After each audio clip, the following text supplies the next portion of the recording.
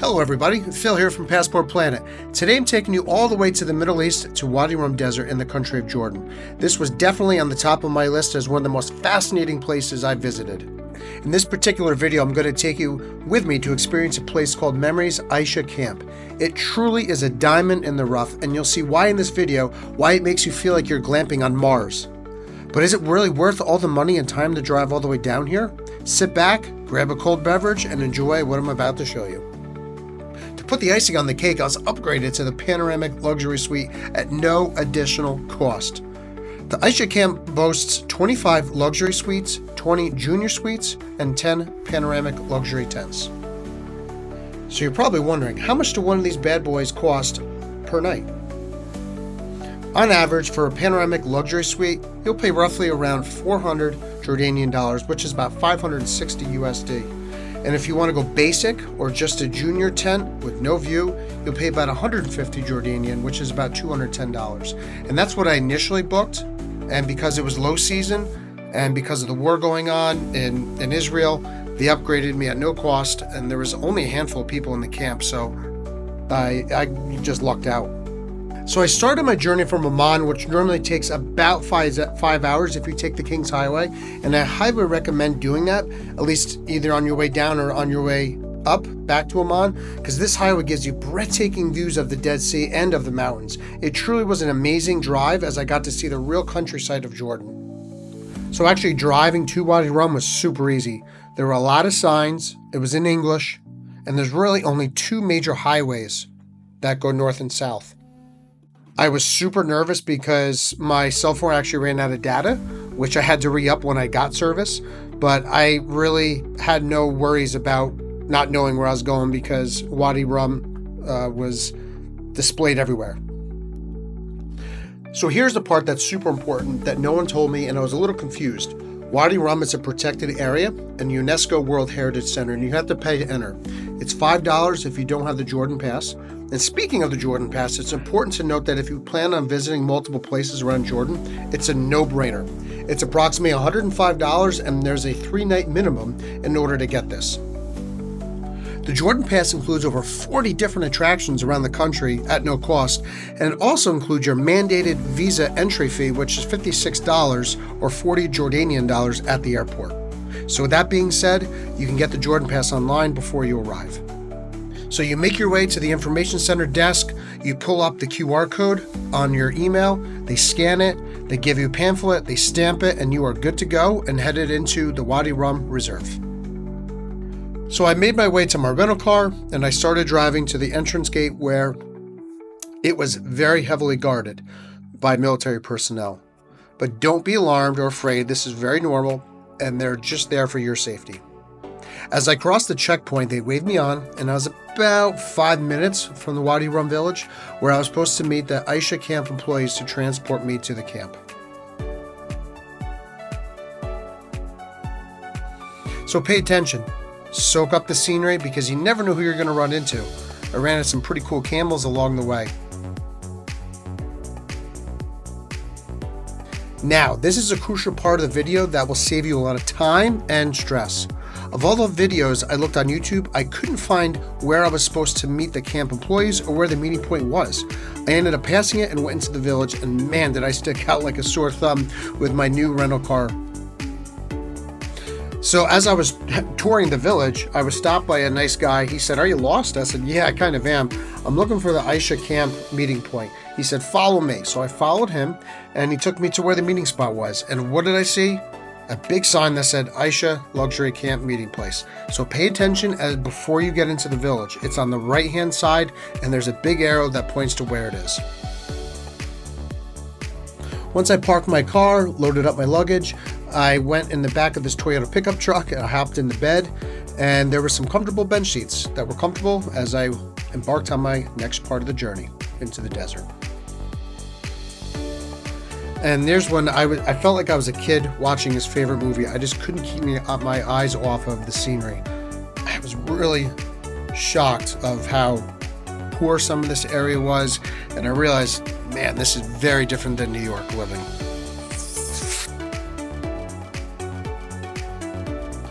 So we started getting to the edge of the village and actually getting into the Red Desert of Wadi Rum. And man, was I about to see why they call it the Red Desert and why there's so many movies that are filmed here. With the village behind us, we were officially in Wadi Rum in the Red Desert. And yeah, I definitely felt like I was entering Mars. And after about a little less than a 10-minute drive, after that bumpy ride, we had finally arrived at Memories Aicha Luxury Camp. So as I got into reception, I was greeted with a very warm welcome. He told me that he saw I had booked for a junior tent suite. And then he told me he could do better and asked if I wanted to be upgraded at no cost to the luxury panoramic suite. I said, "Does a bear like honey?" I don't think he got the joke, but immediately I said absolutely. And right here, I was on my way to where I was going to spend the next night.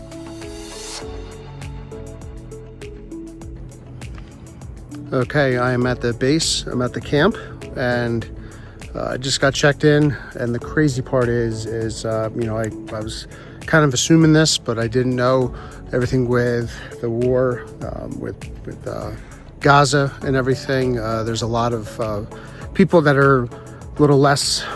They're actually very hesitant to travel.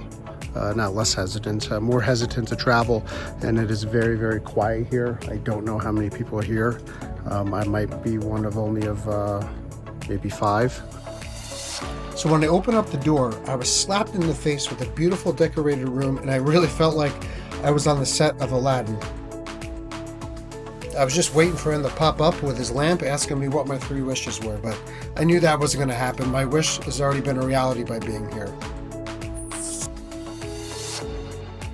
The bathroom was nice. There was nothing to write home about. I mean, in reality, you're in an igloo, so I wasn't expecting anything spectacular, but everything was neat, everything was in its place, and it wasn't bad at all. But the real reason of why everyone spends so much money on this room is this part right here, and it was absolutely worth all the money, even though I didn't have to pay for it.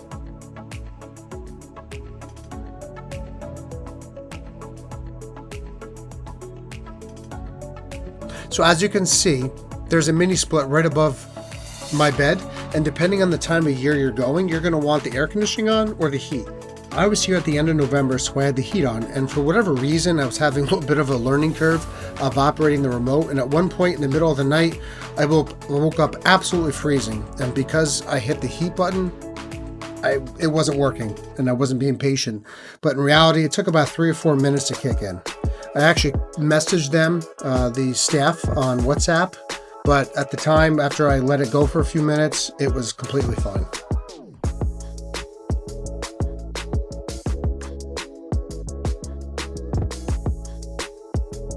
Again, I was very surprised that I was able to get an upgrade to the panoramic view. This is just an absolutely stunning room, very beautiful cube. On the other hand, I also was not surprised because tourism is really down. It's a very slow season for Jordan, and also coupled that with everything that's going on with the war in Gaza and the tension between Israel and Palestine. Everything is really heightened, and it has prevented a lot of travelers of going and traveling abroad here, especially since we're very close to the Israeli border. So I will take advantage of that. I believe I am one of the very few people that is here, like I said, and that's fine. I'm going to make the best of it and enjoy myself, and I can't wait to do a good review. So once I got settled, I wanted to take my drone in the air and really showcase what Wadi Rum was like. The views were really unbelievable, and where this camp was just, it was really breathtaking. And the photos I took on ground really didn't match what my drone could take in the air. I hope these videos do a little bit of justice, but to really show how vast and massive Wadi Rum is, and I think after seeing these videos, you can see why travelers who have stayed here say it's like staying on Mars. And not for nothing, there's a reason why numerous Hollywood films were filmed here, such as the 1962 film Lawrence of Arabia, Star Wars Rogue One, The Martian with Matt Damon, and the latest film, Aladdin, starring Will Smith.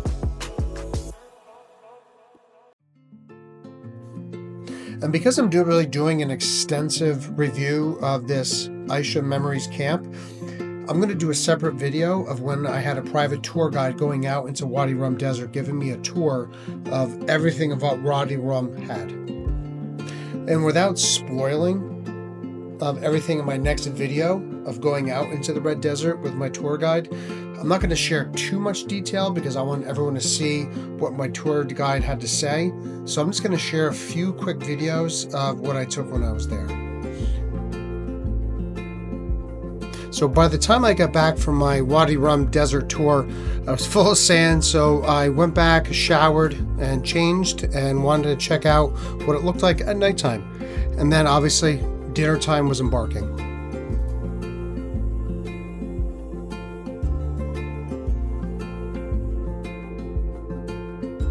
So as I walked up the steps, I was really taken aback because when I opened up the door, I'm not sure if I experienced something like this before in all my travels. And when you walk in, you're in a dining hall, but it's not your typical dining area and lounge. It's literally a cave built out of a mountain. You want to talk about cool and unique. Everything inside screams authentic and that there's no mistake you're in the Middle East. Also, there literally was no rock unturned when it came to decorating inside. The ambiance was really phenomenal. I just wish there was more people to liven up this experience. There's one thing to take note is that the entire property does not serve any alcohol whatsoever, although you can have some shisha, which is commonly known as hookah right here. So you can sit in the lounge, have a cup of tea, and drink while enjoying yourself. And once I got done admiring all the scenery, I made my way to the dining area and to see if the food really matched how incredible this camp is. The food was buffet style, but don't let that fool you, as it was absolutely incredible. They had a great array of Aramaic and Jordanian delights. And they had everything from falafels to hummus, shawarmas, right? And also they had the traditional Bedouin dish of meat and vegetables that are cooked underground in a hole, which I'll show you a little bit later. They had some great lamb, which I took advantage of. They had some amazing meat, beef, and some really good steamed rice.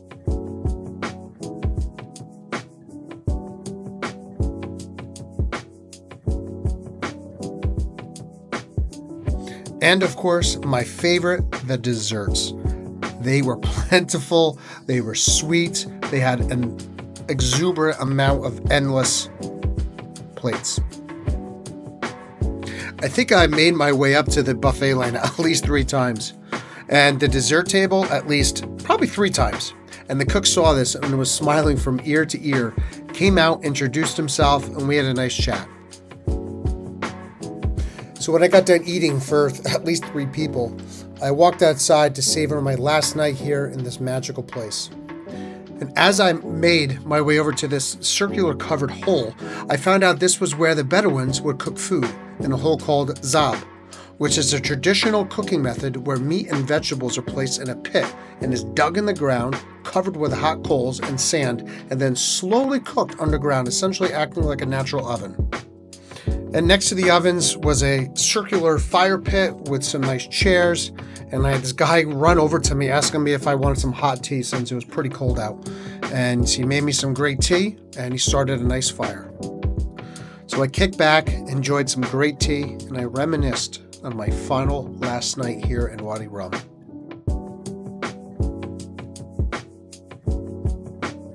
So I woke up refreshed, enjoyed the sights, but I was sad that this was my final handful of hours here at Aicha's Luxury Camp. I got changed, made my way over back to the restaurant where I was last night, and they had an incredible spread of breakfast. Coffees, teas, orange juice, every kind of juice you can imagine. They even had American-style pancakes, sausage, and different varied fruit. I even stuffed my pockets. And because in an hour's time, I'm going to be taking a camel ride into the desert for about an hour. And then I will start my sad journey back to Amman. So here's my camel. And the whole time I was joking with the guy, and I said I'm going to name him Abel because he was able to carry my whole weight across about a mile and a half of desert. So I had a mixed view of this camel ride. It was so uncomfortable. My thighs were burning. I think I had some chafe in between my legs of the camel going back and forth. But for $20, you really couldn't beat it.